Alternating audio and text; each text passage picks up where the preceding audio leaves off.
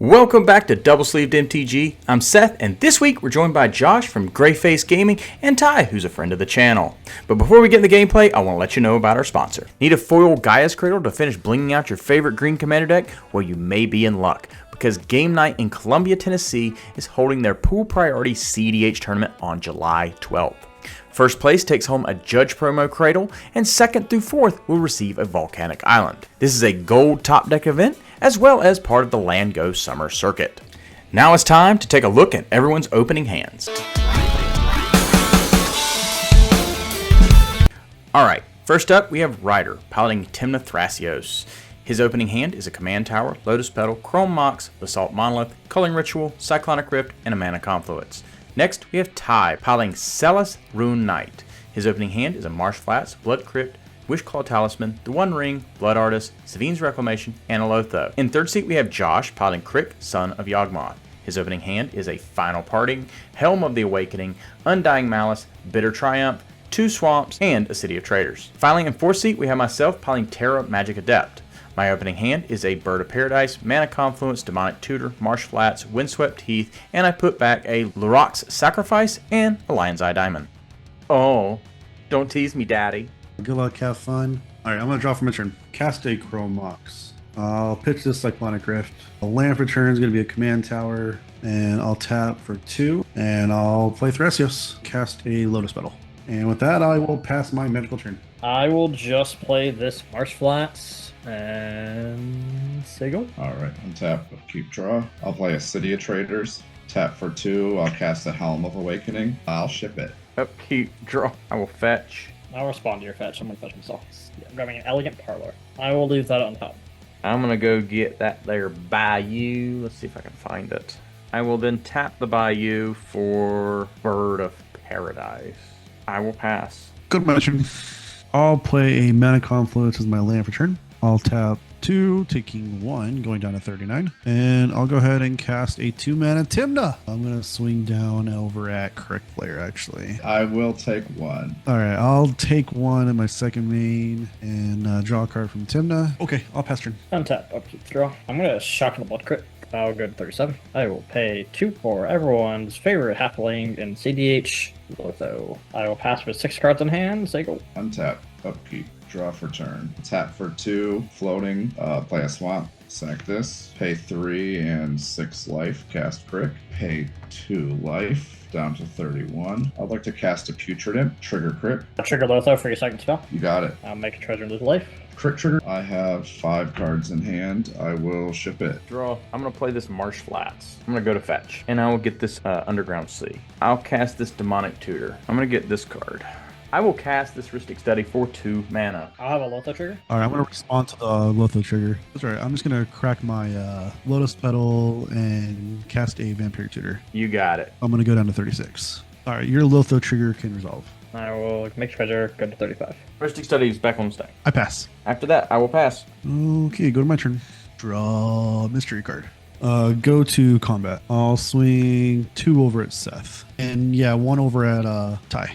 Yeah, I'll take 2. I'll take 1. That's fine. So I'm going to draw 2 cards. 34. And then not gaining life, and I'll pay the 2 life. I will take a damage, going down to 35. And I will cast a Cannon. Rhystic Study trigger. You got it, buddy. Tap for 2 blue and cast a Basalt Monolith. Lotho trigger. Rhystic Study trigger. You got it. Basalt on the stack. Stack 3 treasures. Attempt to cast a Deadly Relic targeting Kitten. Rhystic. I cannot pay. Yeah, it's Deadly Relics.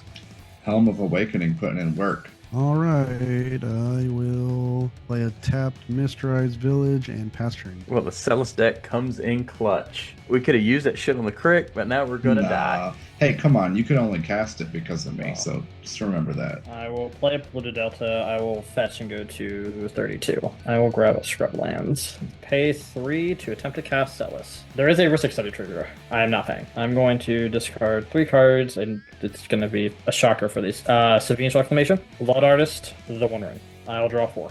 Play this Lotus Petal trigger Lotho. Rhystic Study for the... You got it. Make a treasure. I think I'm just going to pass the turn for now and say go. Untap, upkeep, draw. I'll play a swamp land for turn. 1, 2, 3, 4 life, down to 27. Well, I'm going to cast a final parting. I have a crit trigger. Search my library for 2 cards. Put one into my hand and the other into my graveyard. Heuristic study. You do. You got it. I have a crit trigger. I have a cry on the stack trigger. Final parting. Josh, how screwed are we? Well, you'll find out in as long as it takes me to shuffle seconds.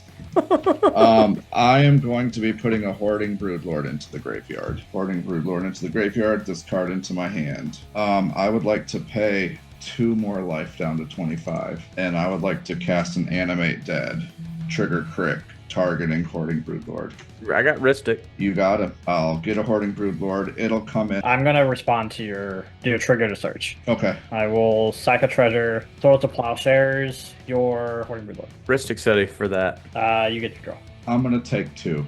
I'm down to 23. I'm going to cast a Bitter Triumph. Destroy target creature or planeswalker, targeting my Hoarding Broodlord. Ristic. You got it. I'm also going to hold priority and pay 2 more life. I'm going to cast an Undying Malice, targeting Hoarding Broodlord as well. Ristic.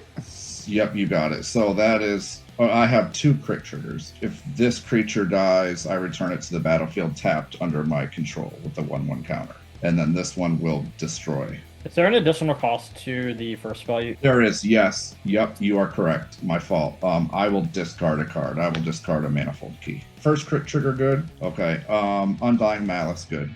Crit trigger again. Bitter Triumph, targeting Hoarding Broodlord. So Hoarding Broodlord dies. It comes back tapped with a +1/+1 counter. I have a search trigger, 2 search triggers separately on the stack. Tap these 2 baddies to convoke my Saw in Half. You're casting the Saw in Half in response to your other search trigger, correct? Yep, I guess so. You drew your card? Yes, I just drew my card. I have 2 HBLs. You have 3 searches. I have a trigger for Crick as well, off of Saw in Half. There's 1. There's 2. I'm going to pick that card. Okay, so I'm going to tap this Hoarding Broodlord to convoke a Conqueror's Flail. Ristic. You got it. I'm going to pay 2 life down to 19. I'm going to cast a Rain of Filth. Ristic, draw. A crit trigger. I'm going to sack these 2 for 2 mana. I'm going to move to attach it to this Putrid Imp here. You got your Grand Abolish or go off. Okay, there we go. Now that I feel safe, I'm going to pay 2 life down to 17. I'm going to cast a sacrifice, sacrificing this tapped Hoarding Broodlord. Ristic. You got it. That will give me 8 black mana. I have a crit trigger. I'm going to pay 6 life down to 11. I'm going to tap the Hoarding Broodlord, and I'm going to pay 2 black mana. I'm going to cast a Peer into the Abyss, and I have another crit trigger. I won't pay. 42 cards, if that resolves. You got it. So there's my 42. I lose half my life, also rounded up. I will go down to 5. I'm just going to start casting shit. Chrome Mox, you can draw. I'll pitch a cut down. Mox Diamond, you can draw. Pitch a Swamp. Lotus Petal, you can draw. I'll pay 2 life. I'll cast it into. Ristic, draw. Put Grey Merchant in the bin. I'll cast a Balthor. Ristic. You got it. I'm going to activate Putrid Imp a bunch of times. I'm going to discard Chainer, discard Dimir Houseguard, discard Flesh Writher, discard Blood Sullivan, discard Shieldred, discard Blood Pet, discard Soul Devi, Adnate, discard Scourge Familiar. Now I would like to pay 3 black, activate him, remove him from the game to bring back all black and red creatures. I'll bring back Blood Artist. I got a bunch of stuff that hits. Relevant triggers. I got a Hoarding Broodlord and a Grey Merchant. I would like the Grey Merchant to resolve first. My devotion is 20. So you would each lose 20 and I would gain 60. And then that puts me up to 63. I go to 15. I go to 10. I'll hold priority and react on top of my own thing. Okay. I'll activate Dimir Houseguard. I'll sack Grey Merchant.